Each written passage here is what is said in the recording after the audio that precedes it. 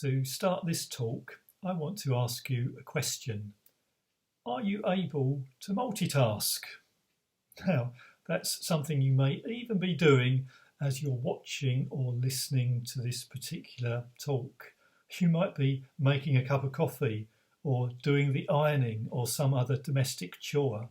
It's something which we're perhaps used to doing, trying to do several jobs at the same time because of the demands that are placed upon us. But what we see in this next chapter of Nehemiah as we come to chapter 6 is that Nehemiah is actually being tempted, as it were, to be drawn away, distracted from the primary task and role which he's been given by God of overseeing the rebuilding those walls of Jerusalem. He's been tempted, as it were, to multitask, and that is something which he resolutely refuses to do. Let me just read you some opening verses of this chapter to set the scene. When word came to Sanballat, Tobiah, Geshem the Arab, and the rest of our enemies that I had rebuilt the wall, and not a gap was left in it, though up to that time I had not set the doors in place, Sanballat and Geshem sent me this message. Come, let us meet together in one of the villages on the plain of Ono. But they were scheming to harm me, so I sent messages to them with this reply. I am carrying on a great project and cannot go down. Why should the work stop while I leave it and go down to you? 4 times they sent me the same message, and each time I gave them the same answer. So straight away we can see that something is happening, and it's happening with frequency. 4 times Nehemiah is sent this message to come away from Jerusalem to a distant location in order to have some kind of discussion. But Nehemiah identified it rightly as a plot, a scheme to draw him away, to distract him from the work which God had given to him. But it was something which was coming to him with frequency.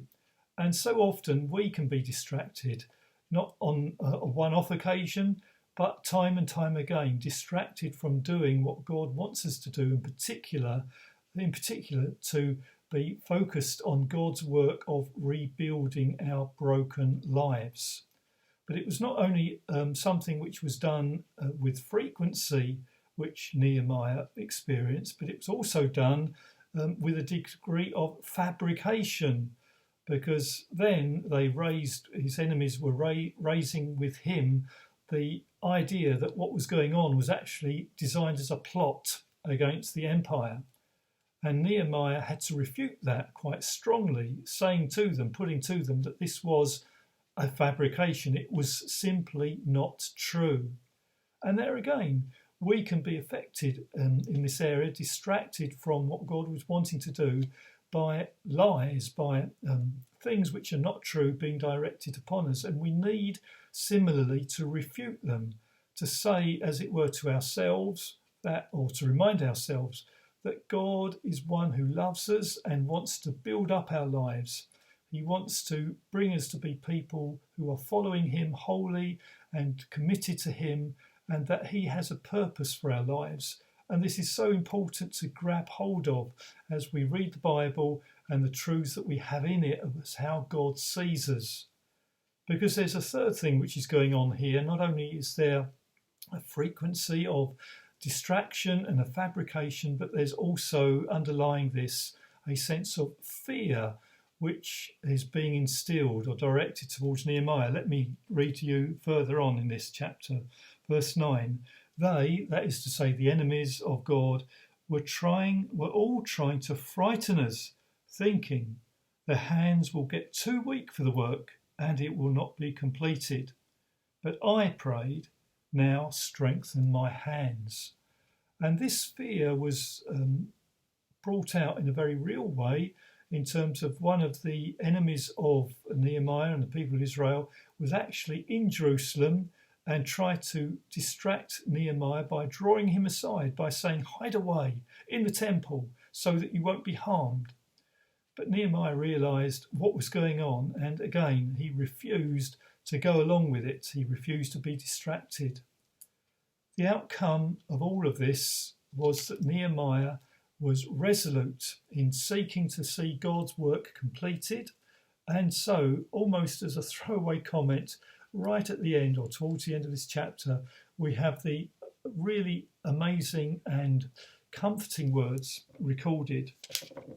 Verse 15. So the wall was completed on the 25th of Elul in 52 days. What seemed to be an insurmountable project which would not be completed actually was completed. It was finished in that period of time. And this is a reminder to us, a reassurance to you and me, that what God wants to do will be completed. The verse which comes to mind in this context is a well-known one in Philippians chapter 1, verse 6. He who began a good work in you will bring it to completion. Whatever hardships and distractions, whatever opposition or fears we may be facing, and they are particularly evident at this time, we can be assured that what God has begun, he will complete. So I simply want to leave you with that verse today, looking at this video, that God has begun a good work in you, he will also complete it. It may be hard work, it may require a length of time. This wall of Jerusalem was not completed in a short period of time by any means, but it was finished. And so God is working in your life and mine to repair, to bring wholeness, to bring healing. Nehemiah was to find that it wasn't only to involve a very practical application of rebuilding those walls, there were other things that were also involved, which we'll be looking at very shortly. But to know that essentially God is overseeing the rebuilding of your life and mine, even in these difficult days, is something to bring us encouragement. What God begun, he will complete. Thank you for listening.